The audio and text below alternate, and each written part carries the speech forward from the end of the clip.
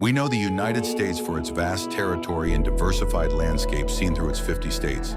But what if I told you that one more state could have existed today, and for a brief period of time, the U.S. had a state in America that not many people know of? I am talking about the state of Franklin. Shortly after the U.S. gained its independence from Britain, America's borders and boundaries were still being decided, specifically on the western frontier.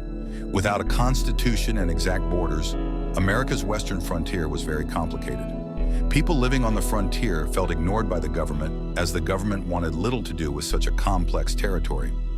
As a result of this, in 1784, North Carolina decided to let go of some of their land on the frontier, turning it over to the federal government. In response to little protection from Native Americans, high taxation, and North Carolina's decision to give up the land, frontier settlers on some parts of the land that North Carolina gave up created their own state. With their own state and their own government, Franklin elected their own governor, John Sevier, a Revolutionary War veteran. Nonetheless, it would not be an easy path for Franklin to officially be recognized by the federal government. By October of 1784, it was known that Congress would not allow North Carolina to cede their land.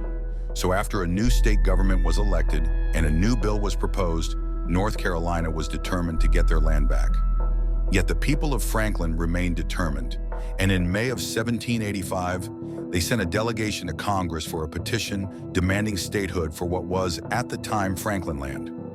7 states would vote to allow statehood for Franklin land, but this did not meet the 2/3 majority that was required. Franklin would not be recognized as a state.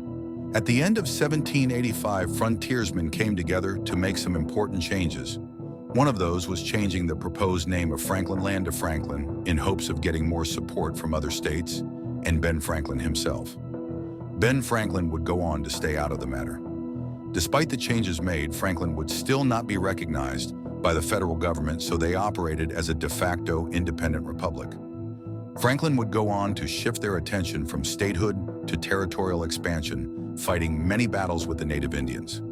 Despite the agreement of treaties, relations with Franklin and Native Indians did not improve, and some citizens of Franklin started to support North Carolina.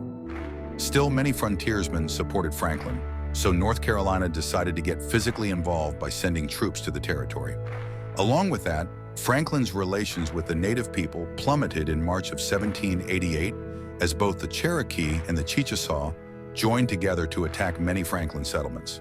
In one last attempt, John Sevier, the governor of Franklin, tried getting a loan from the Spanish to aid Franklin. In fear of Spain's intervention, North Carolina arrested Sevier in August of 1788, and no deal with Spain ever occurred. Sevier and other Franklin officials vowed loyalty to North Carolina and were all pardoned for their actions. As North Carolina took full control of Franklin, they again ceded the land to the federal government. On June 1st of 1789, the territory would become part of the new state of Tennessee, and John Sevier was elected the first governor of Tennessee.